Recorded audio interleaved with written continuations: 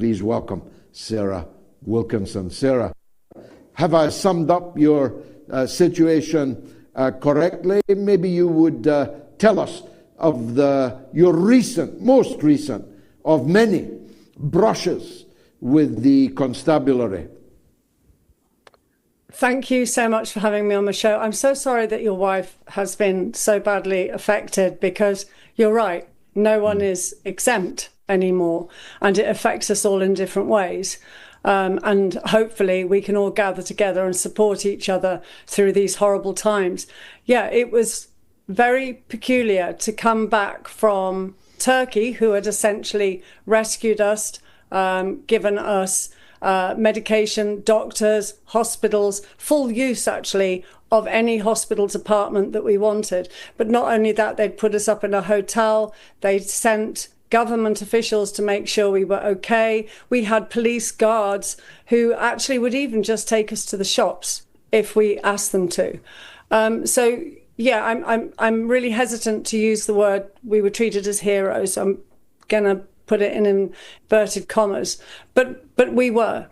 And you know, we were welcomed by crowds. In fact, thousands of people turned up.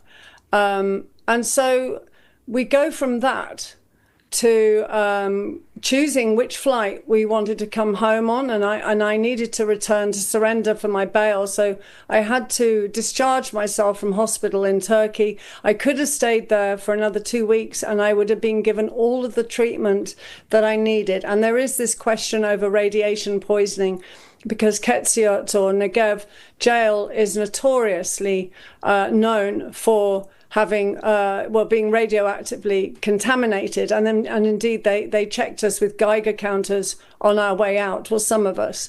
So to go from that, and you return to Britain, and you get off the aeroplane, and your passport just doesn't work, and you are then picked up by border guards quite roughly. It was quite an aggressive arrest, and put in another pen.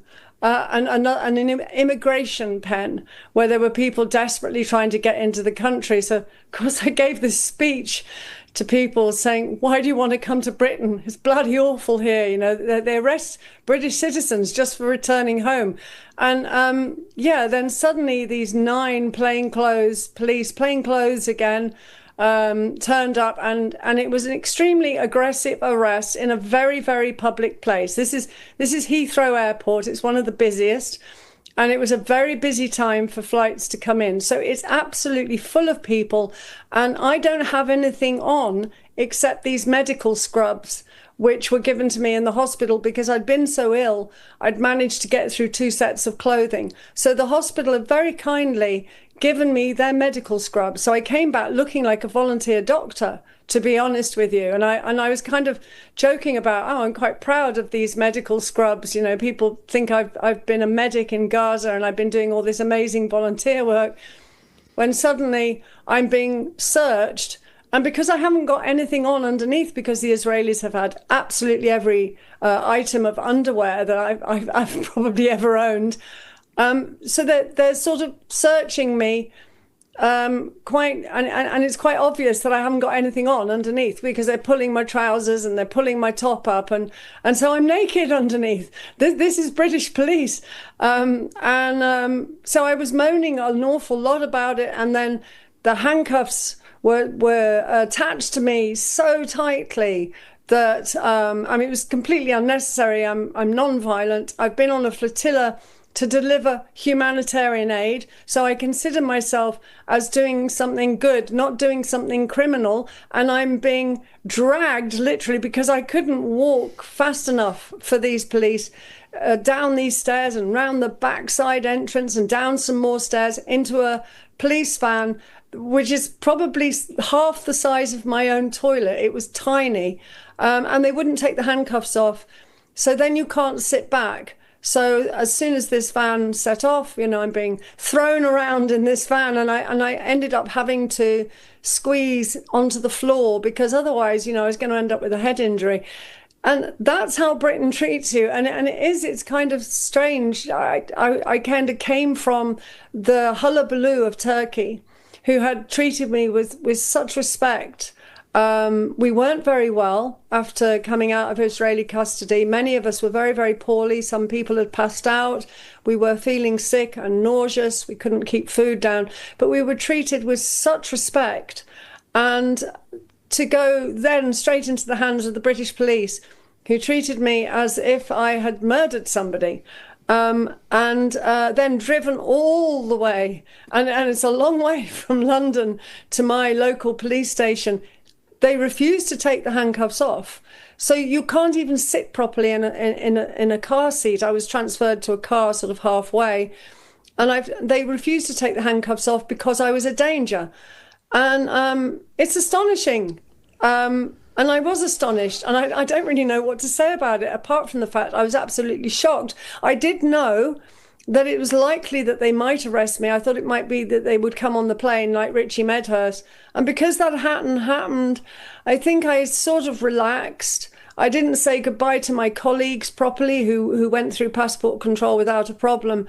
And I wish I had done. Really, that was the most upsetting thing, was I hadn't been able to give people a hug who had really, really supported me and really helped me through being ill as well, and flying home feeling unwell, and just being, a really solid support for me. And I couldn't even say goodbye to them, but neither could I tell anybody where I was, because I was refused my phone call. When I got to the station, it's 2:30 in the morning. So they said, "Oh, you can't ring your lawyers. It's 2:30, so you can't have your phone call." And actually that isn't even legal, just because it's 2:30. I mean, it's not really my fault. So I ended up being given a plastic bag to be sick in because I wasn't well, while they were charging me with these 5 counts of terrorism. Or 5 counts of supporting Palestine, as I might prefer to say, because that's what it is. And also 1 for not giving out my PIN number of my phone, which I couldn't do because I didn't have the PIN number on me, and it was written down. And when they arrested me, I didn't take it, so I didn't know it. So they've charged me for that as well, which is the 5th charge. Now, the thing is with these charges is, even if you get a lenient judge who kind of sees a little bit of your side of it, the minimum sentence for the majority of these charges is 10 years. So even with a lenient judge who might say, okay, well, I'm going to let you off that, but I'm not going to let you off this, or even if he gives me the smallest amount, it has to be 10 years. It's a minimum sentence. So I might not get 14 years or 21 years, but I will always get 10 unless I completely win all 5 charges, which is quite a task. You've got a jury. You've got to speak to the jury. They've got to be unanimous. It is very difficult to win all 5 charges. I might win 4, and 1 is I'm not so successful, but that's a minimum sentence of 10 years. So that is quite a frightening prospect for simply posting articles about Gaza on a very, very regular basis. And I will accept that, 30 to 50 posts per day. But out of 70,000 posts, they've picked out 4 tweets, 4 posts. Sorry, I'm so used to calling Twitter, not X. It's 4 posts out of 70,000.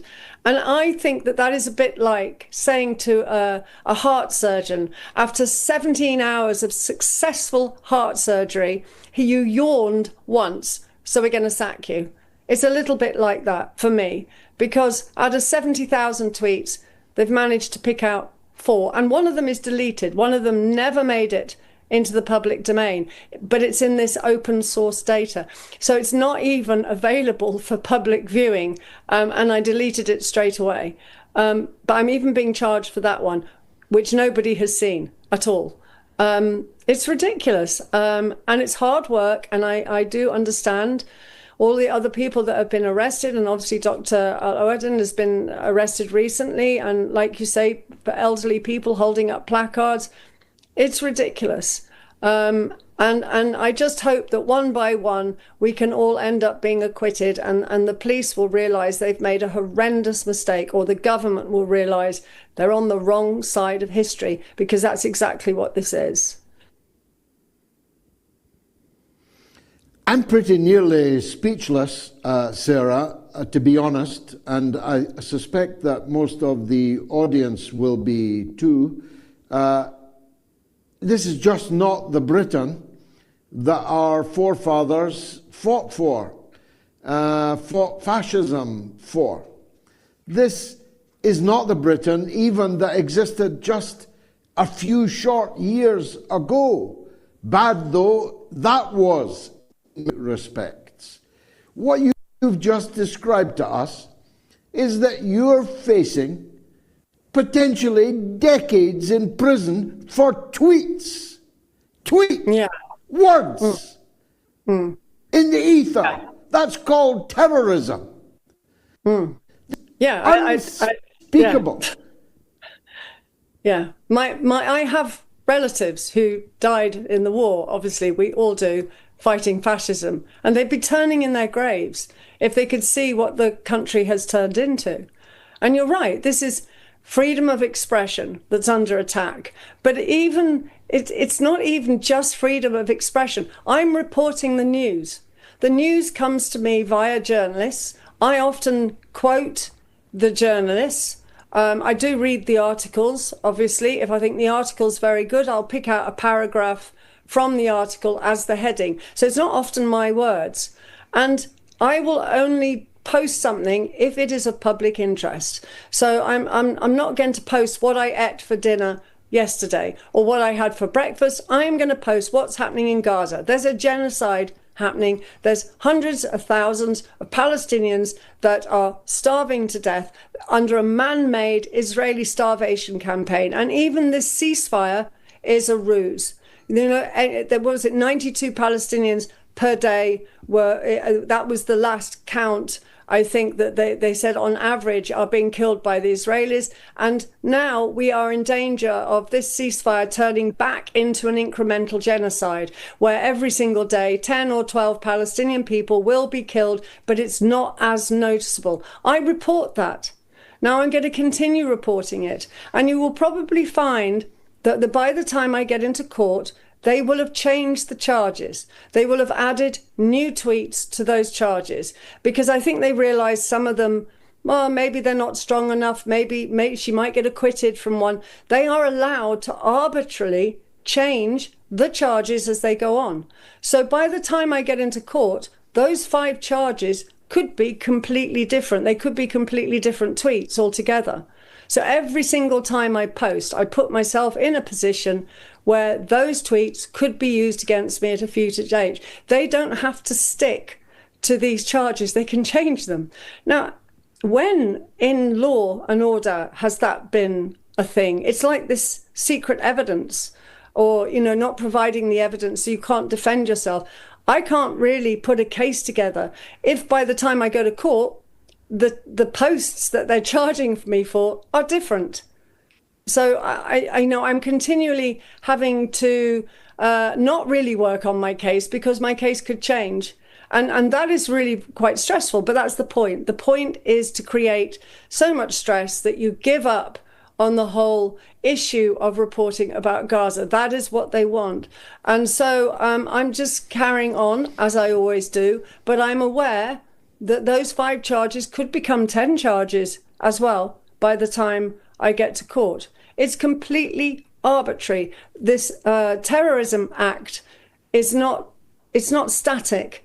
They can change it. They can play about with it. And it's an extraordinarily dangerous situation that we get into today. This is so dangerous for civil society, for journalists, for doctors even, for teachers in schools, for anyone, for parents trying to explain the Gaza situation to their children. We could all end up being arrested. Basically, you're right. Nobody now is exempt.